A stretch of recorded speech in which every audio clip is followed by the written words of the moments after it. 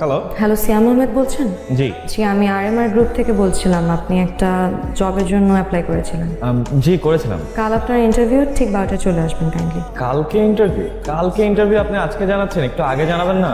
Sorry, আসলে আপনাকে last মোমেন্টে সিলেক্ট করা হয়েছে তো, তাই আগে থেকে জানানো হয়নি। আর সমস্যা থাকলে বলুন না, আমি আপনার পরে ক্যান্ডিডেটকে কল করছি। না না না না, আমি কাল চলে আসবো। ওকে, ঠিক 12টায় চলে আসবেন কাইন্ডলি।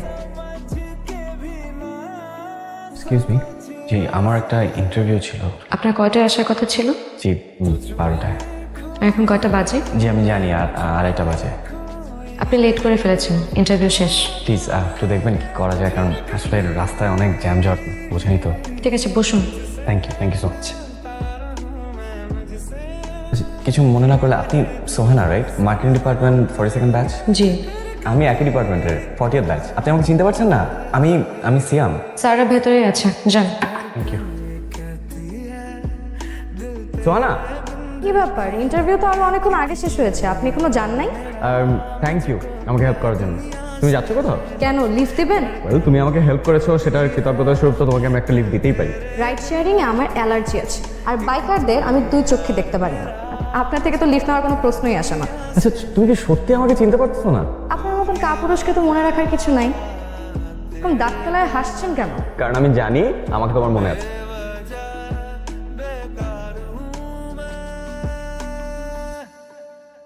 একদিকে সংসারের রেসপন্সিবিলিটিস, আরেকদিকে পড়াশোনার চাপ, সবকিছু মিলিয়ে আসলে সেদিন তোমার সাথে দেখা করার সাহসটা আমি পাই। আচ্ছা বাদ দাও, বিয়ে করেছো? না, বাবা পাত্র দেখছে। তুমি বিয়ে করেছো? চাকরি খুঁজতে খুঁজতে জীবন শেষ, আর বিয়ে? আমি আর বিয়ে? আচ্ছা তোমার বাবা কিরকম পাত্র খুঁজতেছে? মানে তোমাদের স্টেটাস অনুযায়ী নিশ্চয়ই ডাক্তার, ইঞ্জিনিয়ার, বিসিএস ক্যাডারের নিচে তো না? তুমি জেনে কি করবে? পাত্র খুঁজে দেবে? আর না না, জেনে রাখলাম আর কি। শোনো, সব মেয়েরা না স্ট্যাবলিশ ছেলে খোঁজে না, আর টাকাওয়ালা জামাইয়ের পেছনেও দৌড়ায় না। আমি একটা ইন্ডিপেন্ডেন্ট মেয়ে, নিজের কাজ নিজেই চালাতে পারি। আমার জামাইয়ের টাকার কোনো দরকার নেই। বা তোমার দরকার নেই বুঝলাম, কিন্তু তোমার বাবা কি রাজি হবে? দেখবা তোমার বাবা ঠিকই একটা এস্টাবলিশ ছেলে খুঁজে বের করেছে। তো খুঁজলে খুঁজবে, তোমার সমস্যা কি? আর বাবা আমার সমস্যা আছে দেখি তো বলছি। তোমার যদি এত সমস্যা থাকে, তাহলে আমার বাবার সাথে দেখা করো, দেখা করে বিয়ের প্রস্তাব দাও। নাকি সেই সাহসও নেই? তোমার বাবার কাছে বিয়ের প্রস্তাব নিয়ে যাবো? তুমি কি গাধা? তুমি কিছু বোঝো না? আচ্ছা তোমার আর কিছু বলতে হবে না, যা বলার আমি বলবো। বলো। সোহানা, তোমাকে যেদিন আমি প্রথম দেখেছিলাম সেদিন তোমাকে ভালোবেসে ফেলেছিলাম, আর এখনো বাসি। তোমাকে আমি ভুলিনি কখনো। তুমি সবসময় আমার মধ্যেই আছো, আমার মগজে, মস্তিষ্কে, মনে। Sohana, I love you. তোমার বাসার ঠিকানা? মানে? আবার যদি পালিয়ে যাও, তখন ঠিকানা না থাকলে খুঁজে বের করবো কিভাবে? কোথাও হারাচ্ছি না। কি ব্যাপার, তুমি প্রতিদিন আমাকে লিফট দেবে নাকি? অফকোর্স, তবে আজকে আসছি অফিসের খোঁজ নিতে। চাকরিটা হয়ে গেলে তোমার বাবার কাছে যাবো। সিয়াম, আমাদের অফিসে মেবি তোমার জবটা হবে না। চেয়ারম্যান স্যারের একজন ক্যান্ডিডেট আছে। বুঝছি, বাদ দাও, ওঠো।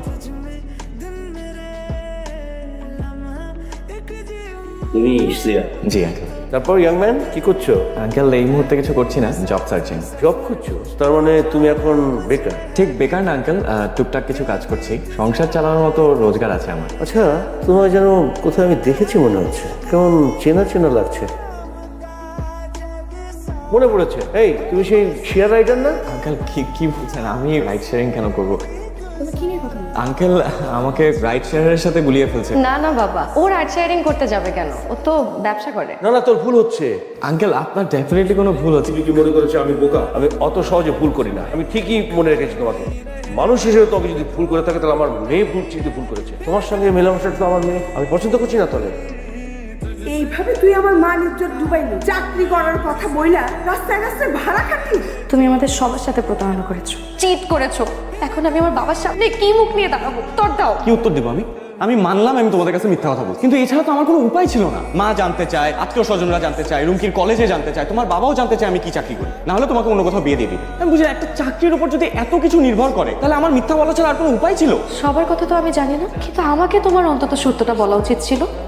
আমি যদি সত্যটা জানতাম, আমার বাবার সামনে কোনোদিন তোমাকে নিয়ে যেতাম না। সোহানা, তোমার বাবার সাথে আমার কোনো না কোনো দিন দেখা করতেই হবে। চাকরির জন্য ওয়েট করলে সেটা জীবন হতো। আর আমি একটা বুঝি না, একটা চাকরিতে কি আছে? আমি চাকরি করে যে টাকা ইনকাম করতাম, এখন আমি সেই টাকা ইনকাম করছি। ইনকাম তো করছো, কিন্তু তোমার আইডেন্টিটি কি দাঁড়াচ্ছে?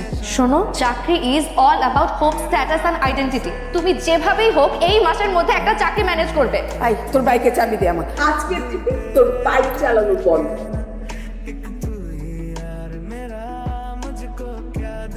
জি স্যার। স্যার সিভিটা আমি আপনাকে অলরেডি মেইল করে দিয়েছি। Thank you so much sir. বস নে সিয়ামকে দিস। থ্যাংক ইউ বাবা। তো বড় কোম্পানিতে চাকরি, শ্বশুর মশাইয়ের তো অনেক কানেকশনস। শোন, শুধু বড় কোম্পানি না, তোমার নিজস্ব অফিসিয়াল ডেস্ক থাকবে, এসি রুম, আর স্যালারি অনেক ভালো। চাকরিটা হবে তো? মানে কত ছেলে ওয়েট করে আছে এই চাকরির জন্য বলো? মানে ভালো চাকরি পেতে গেলে মামা চাচার ব্যাকআপ ছাড়া কোনো অপশন নেই। শুধু ব্যাকআপে তো কাজ হয় না, 1 লাখ টাকাও লাগবে। আর তোমার জয়েনিং এর আগে কিন্তু 1 লাখ টাকা পুরোপুরি কমপ্লিট করে দিতে হবে। 1 লাখ টাকা লাগবে? এত টাকা? দেখো, এই ঘুষ দুর্নীতি করবো না বলেই কিন্তু এতদিন আমি বেকার বসেছিলাম।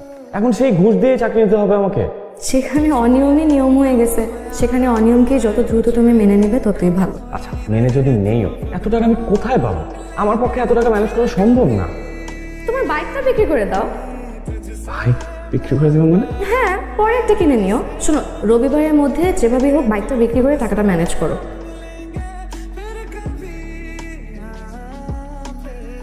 কি খবর? বাইকটারে বেচার ব্যবস্থা করো। কি কইলা? তোমার টুকটুকি বেঁচে দিবা? আচ্ছা ঠিক আছে, আমি পার্টি দেখতেছি।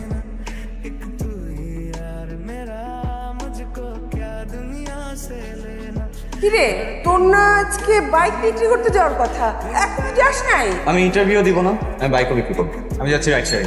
কি বলতেছিস তুই এসব? তোর মাথা ঠিক আছে তো? সিয়াম, তুমি কিন্তু অনেক বড় একটা সুযোগ হাতছাড়া করছো। পাগলামি করো না, চাকরিটা পেলে তোমার জীবনটা পাল্টে যাবে। কি পাল্টাবে? স্টেটাস হবে, সম্মান হবে, লোকে বলবে আমি এসি রুমে বসে ভদ্রলোকের চাকরি করি। এই তো শোনো, দুর্নীতি করে ঘুষ দিয়ে ভদ্রলোক হওয়ার কোনো শখ আমার নাই। সিয়াম, তুমি আরেকটা বার ভেবে দেখো। একদিকে তোমার চাকরি আর বেটার লাইফ, আরেকদিকে তোমার সো কল্ড অনেস্টি আর বাইক। কোন পথটা বেছে নেবে তুমি? আমি কোনো কিছু বেছে নিচ্ছি না, আমি ঠিক পথে আছি। তুমি বেছে নাও যে তুমি এখানে থাকবা না যাবা আমার সাথে। যাই মা, রাতে আসতে দেরি হয়ে যেতে পারে। সিয়াম, কি? সাথে নেবে বললে, কিন্তু নিয়ে তো গেলাম। আচ্ছা,